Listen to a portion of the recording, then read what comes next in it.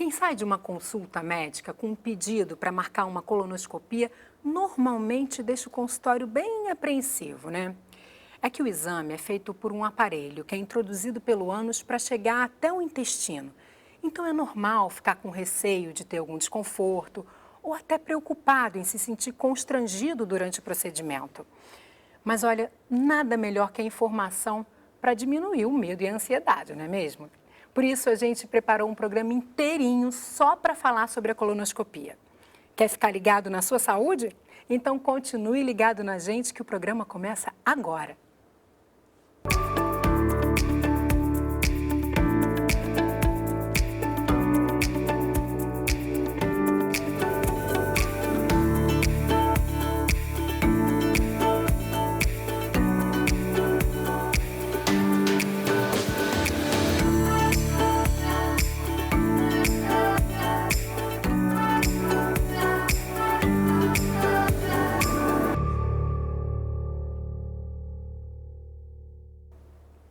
E quem vai explicar tudo para a gente sobre o exame de colonoscopia é o coloproctologista Ronaldo Salles, membro titular da Sociedade Brasileira de Coloproctologia. Tudo bem, doutor Ronaldo? Tudo bem, muito obrigado pelo convite. A gente que agradece sua presença mais uma vez aqui no Ligado em Saúde.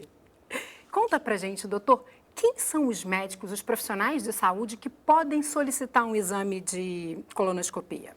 Todos podem e devem solicitar, apenas eles têm que ter o conhecimento da indicação, com que idade, do porquê que se pede colonoscopia. Mas hoje em dia os clínicos, ginecologistas, qualquer outro especialista pede colonoscopia. Então, quando a gente está falando do sistema público de saúde, até num atendimento ali com uma clínica, com um profissional da clínica da família, essa pessoa pode sair com uma indicação dessa e aí vai ter que ser encaminhada para um especialista, né, nos outros níveis de complexidade para fazer o exame.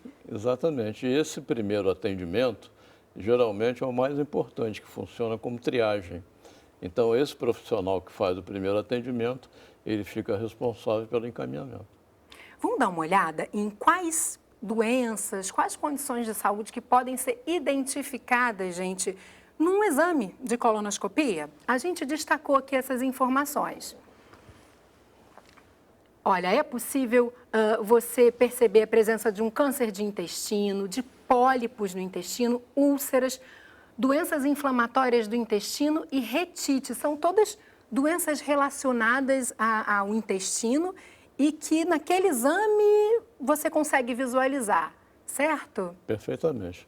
É um exame direto, então a imagem que se vê corresponde a algum tipo de doença como está relacionado ali. Eu quero que você fale um pouquinho sobre o câncer de intestino. É uma doença que tem uma relevância grande entre a população brasileira e justamente esse exame possibilita não apenas a identificação, mas até a prevenção do câncer de intestino. Explica isso para a gente, doutor. Exatamente. O câncer de intestino ele é muito frequente. Em todo o mundo ocidental ele é muito frequente, aqui também. A gente estima que aqui no Brasil o câncer de intestino ocupa a segunda posição, é o segundo mais frequente. Tanto em homens quanto em mulheres? Nas mulheres. Nos homens é o terceiro mais frequente, depois de pulmão e próstata, e nas senhoras depois de mama. Então a incidência na população é muito grande. A gente estima que um indivíduo em cada 16 vai ter um câncer de intestino. E metade vai falecer dessa doença. De maneira que a importância é muito grande. Nós estamos vivendo mais. Os pacientes não estão morrendo precocemente de doença cardiovascular como antes. Melhores hábitos de vida, melhor alimentação. Então, eles estão envelhecendo e estão chegando numa idade que a doença mais frequente passa a ser o câncer. Ele é muito frequente, então tem uma importância enorme. E a colonoscopia, ela detecta os pólipos. Que são os pólipos? Que são benignos. São pequenas formações, como se fossem pequenas verrugas, que a gente acha durante o exame. Esses pólipos se transformam em tumores. Então, quando a gente faz o exame, acha um pólipo e retira o pólipo, a gente está fazendo uma prevenção absoluta. Está evitando que o paciente venha a ter um câncer de intestino no futuro. Isso é muito melhor do que achar um tumor, mesmo que pequeno. Sem dúvida. Ou seja, além de identificar um câncer, é possível fazer a retirada desse pólipo. Do pólipo Isso que é tudo... benigno. Que é benigno, ele ainda não se transformou em câncer. Sim. Mas os tumores vêm de pólipos. E no caso de um tumor, é possível também retirar o material para uma biópsia. Para uma biópsia, nesse claro. exame, Aí né? faz o diagnóstico mais definitivo. Vamos ver, a gente tem uma arte gráfica que mostra essa região visualizada. Olha lá, o nosso corpo humano, e aproximando a gente vê o intestino grosso, o intestino delgado, o reto, e o aparelho que realiza o exame da colonoscopia, ele passa por dentro desse intestino, né? Olha lá a extensão que pode ser visualizada. Qual o tamanho médio dessa região que pode ser visualizada, doutor, durante o exame? 1,5 m a 1,80 m na média. Bem extenso, né? E ali no detalhe a gente vê a imagem que normalmente é visualizada. Essa imagem é a imagem de dentro do intestino. Isso, exatamente. Porque na ponta tem uma câmera. Tem uma câmera que transfere a imagem para o monitor externo. Então a visão é excelente. Perfeito. Vamos dar uma olhada também. Você falou sobre a possibilidade, né, de um aumento do surgimento do câncer de intestino à medida que a gente vai envelhecendo. Mas tem uma faixa etária em que isso seja mais comum? Tem. A idade que mais frequentemente se diagnostica um tumor de intestino é aos 65 anos. E a gente estima que um pólipo, que é benigno, para virar câncer, leve em média 10 anos. Então, 65 menos 10, 55. A colonoscopia inicial, a primeira colonoscopia, aquela que se recomenda, deve ser feita antes dos 55 anos. 50 anos, eventualmente 45, porque atualmente está se diagnosticando tumores de intestino em pacientes bem mais jovens. A gente não sabe muito bem por que isso está acontecendo, mas é um fato. Provavelmente o nosso estilo de vida, hábitos alimentares, que é o que a gente vê trazendo muitas vezes essas consequências como câncer, né? E o intestino ele está ligado diretamente a esse hábito também alimentar. É o estilo de vida, certamente. Vamos ver como é que isso funciona no SUS? Porque a colonoscopia, ela é feita pelo SUS, tá, gente? Mas existem umas regras. Na verdade, ela faz parte dos exames de rastreamento do câncer de intestino. Vamos ver, doutor? Vamos. Porque tem uma explicação que é importante a gente destacar, porque a colonoscopia ela é feita no SUS a partir dos 50 anos para os casos positivos de sangue oculto de fezes. Sangue oculto de fezes é um exame, mais um exame também que tenta identificar problemas intestinais? Explica pra gente. É um exame de fezes onde se tenta identificar DNA de sangue humano nas fezes. Então, esses pacientes cujo exame é positivo para sangue, é provável que eles possam ter alguma doença que faz com que esse sangue surja. Um pólipo, uma doença inflamatória, uma colite ou um tumor. Então, isso surgiu do seguinte: o ideal seria que todos os pacientes após os 50 ou mais recente após os 45 fizessem uma colonoscopia, porque os pólipos e os tumores pequenos não dão sintoma algum. Então, o ideal seria que todos fizessem, mas em lugar nenhum do mundo, praticamente, existem aparelhos e especialistas e instalações disponíveis para um número tão grande de pacientes, que a população está envelhecendo. Quando a gente fala de saúde pública, tem um outro olhar, né, para essa saúde. Você pega quem tem a maior necessidade de realizar esse exame, quem tem mais chance de desenvolver a doença. Exatamente. Então, você viu o lado certo. Então, tem que haver uma seleção. Como que nós vamos selecionar? Se nenhum deles tem sintoma e todos estão na idade. Então, o exame de pesquisa de sangue oculto nas fezes é uma maneira de classificar os pacientes que têm mais risco, separando daqueles que têm menos risco. Então, daria preferência a esses. E lembrando que rastreamento é justamente a busca de uma doença em pessoas sem sintomas. Sem sintomas. Então, no SUS, as pessoas a partir dos 50 anos farão esse primeiro exame, dando positivo, serão encaminhadas, então, para a realização do exame de colonoscopia. Agora, há casos em que esse exame deve ser feito antes.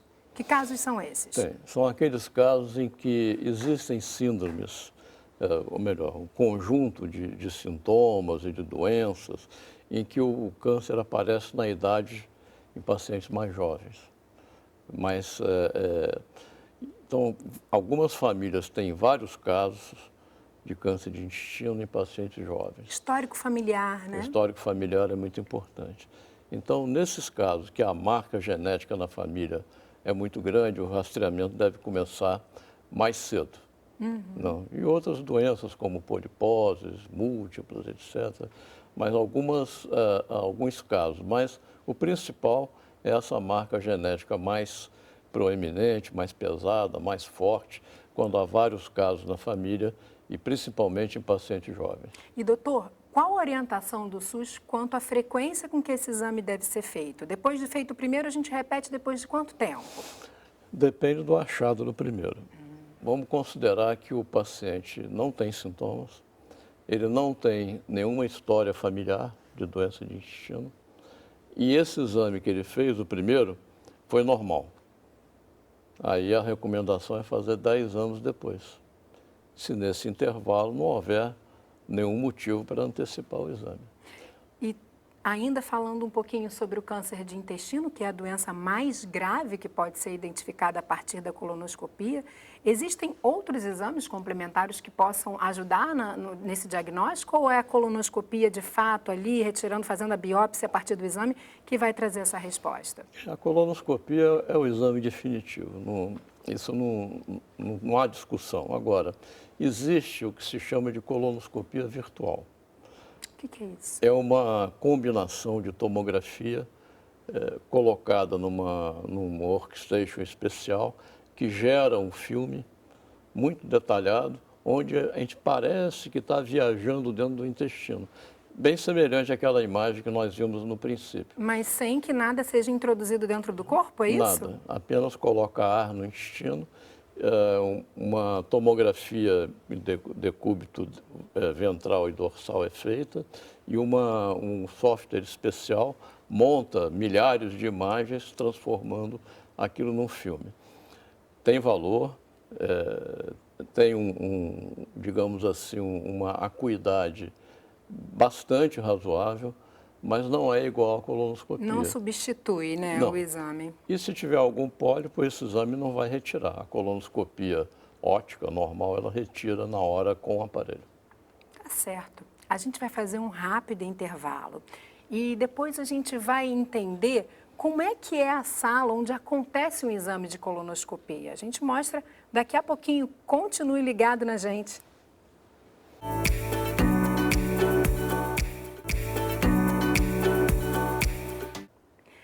No Ligado em Saúde de hoje, a gente está falando sobre a colonoscopia. E quem está explicando tudo sobre o assunto é o coloproctologista Ronaldo Salles. Doutor Ronaldo, você falou sobre as doenças que podem ser identificadas nesse exame, né? A gente conversou sobre como o exame é feito, a área que é realizada, a área que é visualizada, os procedimentos que podem ser feitos, não só a visualização, mas também retirada de pólipos, que é super importante na prevenção do câncer de intestino. E agora eu quero destacar alguns sinais e sintomas que podem servir de alerta para que o profissional de saúde, até você que está nos assistindo, identifique que possa ter algum problema aí no seu intestino. Vamos dar uma olhada?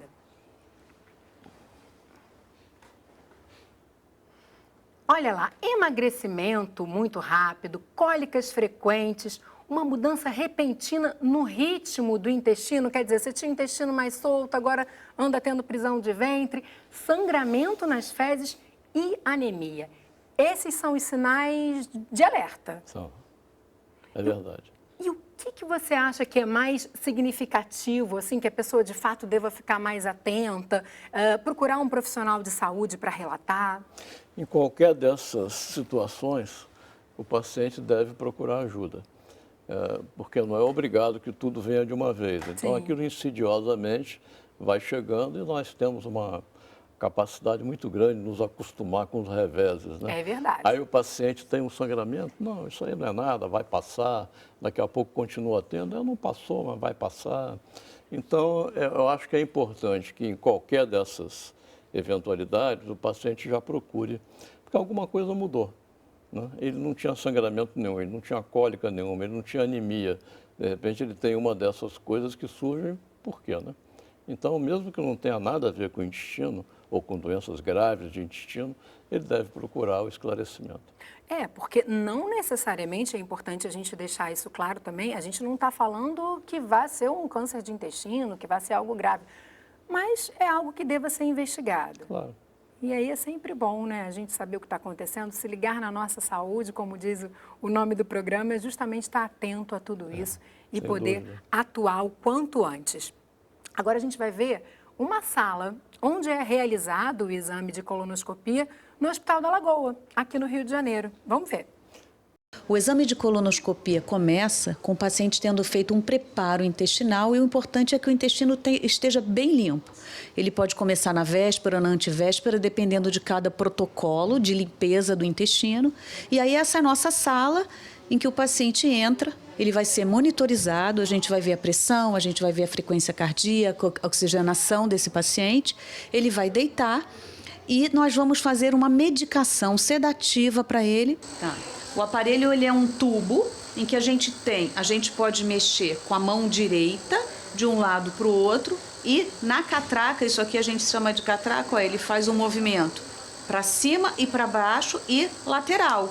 Então, à medida que a gente for introduzindo o aparelho dentro do intestino, a gente também aperta um botãozinho que ele infla de ar e uma vez que esse intestino abre, a gente consegue introduzir sem a chance de complicação, né? Então a gente vai introduzindo e vendo pela câmera, pela tela, esse intestino por dentro.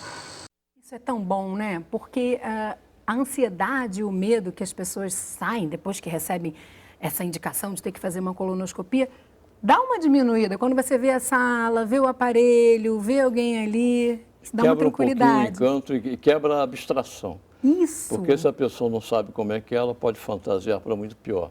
Exatamente. Então, muito bom útil, poder ver isso, né? Ela falou da necessidade desse intestino estar limpo para facilitar a visualização. Tem que estar limpíssimo. Então, como é que é esse preparo antes de chegar àquela sala, antes de chegar ao dia do exame? Porque tem um preparo anterior. Tem. De forma geral, na maioria das vezes, a gente faz na véspera uma dieta com bastante restrição, onde o paciente se alimenta só de líquidos. No dia do exame ou na véspera à noite, dependendo do horário que o exame é marcado, o paciente vai ingerir uma solução que vai promover essa limpeza. Essa solução ela leva água para dentro do intestino e aí funciona como se fosse uma lavagem que o paciente ingeriu o líquido por via oral. E aquilo vai funcionar como uma cachoeira. Então, e limpa o intestino. É bom estar em casa, né? No momento desse preparo, você vai ao banheiro muitas vezes. E de forma incontrolável. E então, de forma descontrolada. Perto do auxílio. E no dia do exame, tem também, ainda continua esse processo de limpeza desse intestino? Depende. Se, por exemplo, se o exame está marcado na parte da tarde, o que é mais confortável, o preparo é de manhã, mas ele termina também, umas 3 horas depois de ingerir aquele líquido. Você continua ingerindo esse líquido, então? Não. O paciente ingere aquele líquido, por exemplo, vamos supor um exame marcado para as 3 da tarde. O paciente ingere o líquido às 7 da manhã. Até 10, 11 horas, mais ou menos, meio-dia, o intestino funciona, depois acaba, para. Não tem mais nada ali, né, Aí o para paciente descer. pode ir para o hospital, para a clínica, onde for fazer o exame, sem que tenha alguma surpresa pelo caminho. Vamos falar do exame em si? Quanto tempo ele dura? De 30 a 60 minutos, dependendo da anatomia. Às vezes o paciente tem uma anatomia mais simples, tem outros que têm uma anatomia mais confusa, tem outros que já sofreram operações abdominais e que às vezes também pode criar aderências que dificultam o exame. Quando se tem que tirar pólipos, geralmente demora um pouquinho mais. E tem aqueles exames muito rápidos também que duram 15 minutos.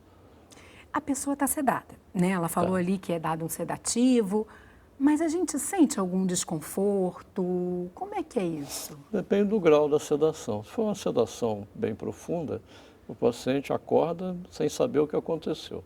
Melhor, né? Bem melhor. Bem melhor. E é por isso que é necessário ter acompanhante? O acompanhante é por causa da saída. O paciente pode ficar lá sozinho, mas na hora da saída ele foi recém-sedado, uma sedação mais profunda. Pode eventualmente a medicação recircular e o paciente dormir sem perceber. Recircular? Exatamente, ela está dentro do organismo, não foi totalmente eliminada e ainda algum resíduo da medicação pode ter um efeito adicional e o paciente dorme sem perceber. Essa sedação é feita por medicamento, então? Você ingere... É feita por via venosa. Ah, é via venosa. Via venosa. Certo. São medicamentos de efeito ultra rápido. Eles são eliminados assim que para a injeção. Mas, eventualmente, de acordo com um paciente ou outro, pode demorar um pouco mais. E se a pessoa tiver feito uma biópsia ou retirada de algum pólipo, ela pode se sentir um pouco diferente do que se o exame for só para visualização? Pode, em qualquer situação. Porque na hora para poder fazer o exame, o intestino normalmente ele está fechado. Então, para poder visualizar, tem que jogar ar. Na hora da saída, a gente retira esse ar. Mas às vezes não sai completamente. O paciente pode acordar com um pouquinho de cólica. Independente de ter ou não ter retirado o pólipo, ter ou não ter feito biópsia. Isso pode acontecer. A gente tem mais uma pergunta. Sim. Vamos ver? Vamos. Vamos dar uma olhadinha. Eu gostaria de saber se existe um método menos invasivo para obter o resultado desse exame. É um exame invasivo mesmo, né? E É invasivo. você já tinha falado sobre aquele outro... Colonoscopia virtual. Seria essa a resposta? A resposta é essa. É um exame muito útil, mas não tem a mesma acuidade que a colonoscopia convencional. E depois do exame, né, você falou dessas possíveis cólicas que podem acontecer, uma certa sonolência por conta da medicação, da sedação. Qual sintoma deve servir de alerta após uma colonoscopia? Aquele sintoma que você vai ter que voltar para a unidade de saúde, vai ter que entrar em contato com um médico porque pode ser algum problema. Dor abdominal persistente, febre, vômitos e sangramento. Isso pode acontecer por conta do exame? Por conta do exame ou por conta de retirada de pólipos, que seria mais frequente o sangramento. Tem risco esse exame, doutor? Como tudo que se faz na vida. Não tem como a gente ficar livre dos riscos, né? Quem me garante que eu vou chegar bem em casa hoje? Não posso garantir, vou chegar. Mas deixa uma mensagem assim para tranquilizar os nossos espectadores que estão com o exame marcado, que vão precisar passar por uma colonoscopia pela primeira vez. Complicações existem, mas são raras. Então, vou dar o exemplo. Todo mundo sabe que um avião pode se acidentar, mas não o nosso, né? O nosso não vai se acidentar e a gente não vai deixar de andar de avião por causa disso. É isso. É verdade. E falando de alimentação, doutor, a gente falou aqui, né, sobre como hoje em dia existe uma relevância grande por conta do câncer de intestino. A gente não tem as respostas certas, mas muito se fala sobre os hábitos alimentares que a gente adota. Se a gente fosse falar de alimentação, de hábitos alimentares, quais seriam os ideais para que a gente possa manter a saúde do nosso intestino? Primeiro, ingerir vegetais, de preferência aqueles que não usam agrotóxico, que é uma quimera, mas eventualmente pode-se tentar selecionar. Evitar os alimentos industrializados, evitar as gorduras e as frituras. Quem consegue fazer isso, que poucos conseguem, né? Não consegue ter uma alimentação mais saudável e agride menos o seu corpo. E a gente não deve esquecer também da ingestão de álcool e do fumo. Agridem também essa mucosa Também, do intestino todo demais, né? o corpo.